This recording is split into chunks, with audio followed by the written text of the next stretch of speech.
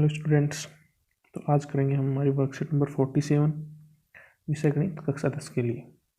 तो सबसे पहले इन्होंने क्या पूछा है, वर्त पर स्थित किसी बिंदु से वर्त पर स्पर्श रेखाओं की संख्या। कि कोई अपने पास एक वर्त है, उस पर कोई भी एक बिंदु है, उस पर कितनी स्पर्श रेखा हो सकती है। तो अपने को पता है सिर्फ एक ही हो सकती है, अधिकतम और अधिकतम एक ही हो सकती है। दूसरा है वर्त की स्पर्श रेखा को डैश बिंदु पर स्पर्श करती है। देखो कोई वर्त अपने पास, जैसे ये अपने पास एक वर्त है, इसको ये एक स्पर्श रेखा है, किस बिंदु पर कर रही है, ए बिंदु पर। तो इस बिंदु को अपन क्या बोलते हैं, तो इसको अपन बोलते हैं स्पर्श बिंदु। फिर तीसरा अपने पास है वर्त के बाह्य बिंदु से। देखो वर्त है कोई, ये जैसे कोई वर्त है, उसका कोई बाहर कोई बिंदु है, उससे वर्त पर बनी स्पर्श रेखा, कोई भी वर्त पर स्पर्श रेखा। तो अपने को ये तो पता है कि वर्त से बाह्य बिंदु कोई, उस पर वर्त पर अगर कोई स्पर्श रेखा बनाएंगे तो अपन अधिकतम 2 ही बना सकते हैं। तो ये जो 2 अपन ने बनाई हैं AC और AB स्पर्श रेखाएं, इनकी लंबाई, तो ये भी अपने को पता है ये लंबाई कैसी होती है, बराबर होती है।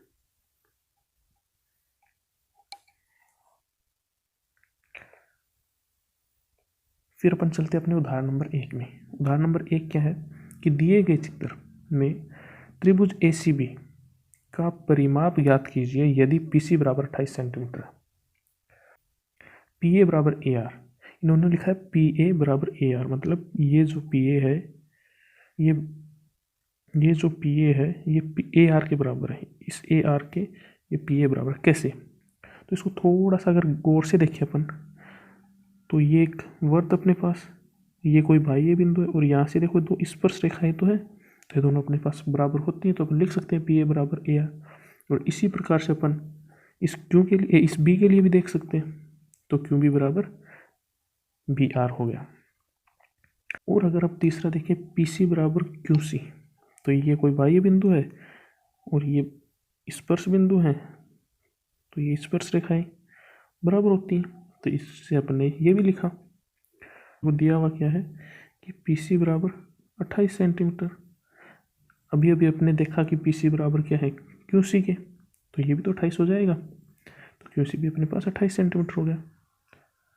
अब गौर से देखें तो क्या है कि PC जो है, क्या ये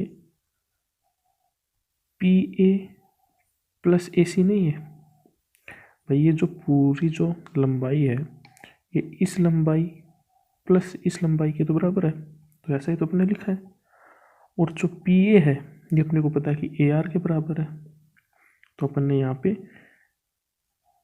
PA की जगह लिख दिया AR, तो AR प्लस AC, और इसकी लंबाई अपने को पता है 28, तो ये अपने ये लिखा समीकरण 1। और सेम यही काम अपने कर लिया इस लाइन के लिए, इस स्पर्श रेखा के लिए। तो QC बराबर हो गया QB प्लस BC, और ये बराबर 28 के, और इसको सेम इसी प्रकार से अपने ये भी कर लिया। अब क्या किया कि जो समीकरण अपने 1 और 2 ये बनी है, इनको जोड़ दिया। तो जोड़ेंगे तो क्या मिलेगा अपने को, देखो ये समीकरण और इस समीकरण को जोड़ते हैं, तो AR plus AC plus BR plus BC, और इधर क्या हो जाएगा 28 प्लस 28। अब गौर से देखें तो AR AC, तो देखो ये AC तो ये है, फिर दूसरा देखें BC ये भी है।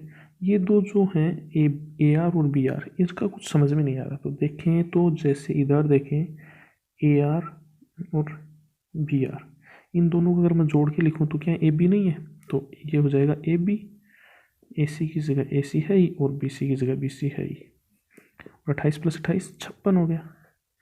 और यही तो अपने पास त्रिभुज का परिमाप है। परिमाप होता क्या है, सारी भुजाओं को अपन जोड़ देते हैं, वही तो होता है। तो इसकी तीनों भुजाओं को जोड़ेंगे तो उसका परिमाप आ जाएगा, तो अपने पास जो परिमाप आ जाता है वो अपने पास आ जाता है 56 सेंटीमीटर। जो दूसरा उदाहरण है वो क्या है कि सिद्ध कीजिए कि किसी बाह्य बिंदु से किसी वृत्त पर खींची गई स्पर्श रेखाओं के बीच का कोण स्पर्श बिंदुओं को मिलाने वाली रेखाखंड द्वारा केंद्र पर अंतरित कोण का संपूरक होता है। संपूरक मतलब संपूरक से अपने को याद आना चाहिए 180 डिग्री। दो कोणों का योग अपने पास 180 होना चाहिए। तो अपन गौर से इस डायग्राम को देखें तो ये क्या एक चतुर्भुज है, ए सी ई डी, ये एक चतुर्भुज है अपने पास। तो इस पे भाई चतुर्भुज वाले सारे गुण भी लगेंगे। उससे पहले अपन क्या देखते हैं कि जो स्पर्श रेखा और त्रिज्या है उसके बीच अपने पास 90 डिग्री का कोण बनता है। ये अपने पढ़ा है पहले ही। तो ये भी 90 डिग्री हो जाएगा और ये भी 90 डिग्री।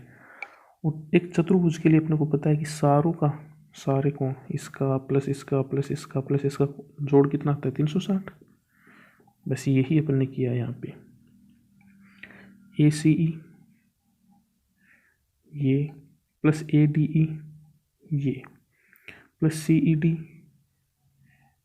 ये वाला प्लस ये वाला, इनका जोड़ होगा अपने पास 360। ये हुआ।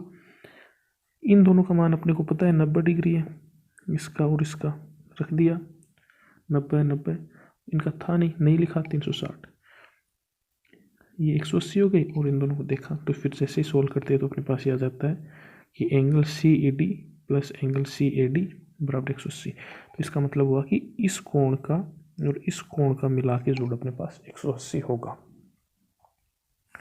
ये अपने सिद्ध कर दिया। तीसरा उदाहरण क्या है कि दिए गए चित्र में डी ओ बी और ओ डी सी का मान ज्ञात करना है। ये अपने पास कोई चित्र दिया हुआ है, इसमें अपने को डी ओ बी और कोण ओ डी सी का मान ज्ञात करना है। कैसे करेंगे? देखो ये अपने को पता है, अभी अपने पहले जो उदाहरण किया उदाहरण नंबर 2 उसमें देखा है कि इस कोण का और इस कोण का योग अपने पास 180 होना चाहिए। क्यों? संपूरक कोण है। तो यही इन्होंने लिखा है angle D O B plus angle D A B बराबर 180। ठीक है। तो यहाँ से अपन ये अपने पास है, ये अपन निकाल सकते हैं। तो जब ज्ञात करते हैं तो अपने पास आ जाता है 140। कैसे? डी ओ बी का अपने मान रखा 40 plus angle D A B बराबर 180। तो एंगल डी ए बी अपने पास हो गया 40, इधर आया माइनस का हो जाता है तो 180 माइनस 40, 140 अपने पास ये आ जाता है। तो ये कोण अपने पास 140 का आ जाता है। फिर है कि प्रतिवर्ती डी ओ बी, जो प्रतिवर्ती मतलब ये जो है डी ओ बी, इसको छोड़ के बाहर का सारा कोण, ये वाला पूरा का पूरा, ये कोण कितना होता है? तो अपने को पता है एक पूरा घूम के जो कोण बनता है वो 360 का बनता है। और 360 डिग्री में से अगर ये वाला कोण घटा दें तो अपने पास बाहर का अपने आप ही आ जाएगा। तो यही किया है, कोण डी ओ बी बराबर 360 माइनस 140, 220 अपने पास आ जाता है। तो 220 डिग्री अपने पास इसका मान आ गया, इस कोण का। फिर ये अपने को पता है, देखो ये एक स्पर्श रेखा है और ये अपने पास एक त्रिज्या है। तो इनसे बना कोण 90 डिग्री और इसी प्रकार से ये भी 90 डिग्री, ये 90 डिग्री, तो इधर का भी तो 90 डिग्री है, 90 डिग्री। अब ये पूरा 90 डिग्री है तो इसमें से ये 75 डिग्री है। तो क्या अपने ये ज्ञात नहीं कर सकते? कर सकते हैं। यही अपने किया, अपने पास आ जाता है ये 15 डिग्री। तो 15 डिग्री क्या आया? ये वाला कोण अपने पास 15 डिग्री आ गया। एंगल ओ बी सी बराबर 15 डिग्री। अब देखो थोड़ा सा याद करना पड़ेगा आपको कि एक जब अपने पास एक वृत्त होता है और ये कोई केंद्र बिंदु अपना इसका, और ऐसे जब अपने पास आता है कोई भी केस, 9th क्लास में भी हमने पढ़ा है, तो ये वाला जो कोण होता है ये इसका आधा होता है। तो ऐसा ही तो यहाँ पे बन रहा है, ये वाला जो कोण है वो इसका दुगना हो जाएगा। मतलब ये वाला जो कोण है ये इसका आधा होगा कि नहीं होगा? यही वाला केस बन रहा है इधर भी। तो मतलब एंगल डी सी बी बराबर क्या होगा? एंगल डी ओ बी का 2 गुना, यही तो होगा। यही इन्होंने किया। ये अपने पास पूरा का पूरा 140 था, तो ये इसका आधा हो जाएगा 70 डिग्री। अब ये अपने पास देखो, ये भी आ गया, ये कोण भी आ गया और ये कोण भी आ गया। तो और इन अपने को ये पता है कि चारों का जोड़ अपने पास होगा 360, चारों का जोड़ अपने पास 360 होगा। तो क्या अपन आराम से ये नहीं निकाल सकते? ये अपने निकाल लिया, तो यह आ जाता अपने पास 55 डिग्री। फिर चलते अपने अपने प्रयास में। पहला प्रश्न क्या है कि चित्र में सी वर्त का केंद्र है। ये जो सी वर्त का केंद्र है, तो एम का मान ज्ञात करना है। एकदम सरल प्रश्न है, जो अभी किया है वही काम करेंगे। अपने को पता है, देखो ये जो है ए बी सी डी एक चतुर्भुज है, और चतुर्भुज का अपने को पता है कि जो ये संपूरक कोण है होंगे संपूरक कोण, तो एम प्लस 3m बराबर कितना होना चाहिए? 180 होना चाहिए ना, 180 डिग्री। तो ये हो जाता है अपने पास 4m बराबर 180 डिग्री। तो m का मान अगर अपन ज्ञात करना चाहें तो m बराबर 180 बटे 4, 4 से काटा 4 चौक 16, 2 बटे 4 पंजो 20। तो अपने पास m का मान आ जाता है 45 डिग्री। दूसरा प्रश्न है, दिए गए चित्र के लिए x का मान ज्ञात कीजिए। जहाँ j वृत्त का केंद्र है, ये अपने पास केंद्र है, तो अपने को ये जो h तो लिखा है इसको कुछ और मान लेते हैं, जैसे इसको k मान लेते हैं, इस बिंदु को k। तो अपने को पता है कि भाई जो ये दोनों हैं ये क्या है? स्पर्श रेखाएं हैं, और बाह्य बिंदु से एक वर्त पर बने, एक ही बाह्य बिंदु से वर्त पर बने जो स्पर्श होते हैं वो बराबर होते हैं, स्पर्श रेखाएं होती हैं वो बराबर होती हैं। तो अपने को पता हो गया, जैसे ये O है, चलो तो OH बराबर OK, स्पर्श रेखाएं बराबर होती हैं, बाह्य बिंदु से स्पर्श रेखाएं बराबर होती हैं। अब यहाँ पे अपने को दिया हुआ है कि जो OH है वो x+10 है, x+10 है, और ये जो है ये 2x -1। इसको थोड़ा सा हल करते हैं, तो ये x अपने इधर पक्षांतरित कर दिया, ये 1 इधर कर दिया, तो 10 + 1 बराबर 2x - 1, तो -x, तो अपने पास इधर सिर्फ बचता है x और इधर हो जाते हैं अपने पास 11, तो x बराबर आ जाते हैं अपने पास 11। तीसरा प्रश्न है कि 6 सेंटीमीटर त्रिज्या वाले वृत्त पर दो स्पर्श रेखाएं एक दूसरे के साथ 120 डिग्री का कोण बनाती हैं। सिद्ध कीजिए कि स्पर्श रेखा की लंबाई 2√3 सेंटीमीटर है। क्या बोला है कि एक वृत्त देखो 6 सेंटीमीटर का, तो अपने एक वृत्त बना लेते हैं।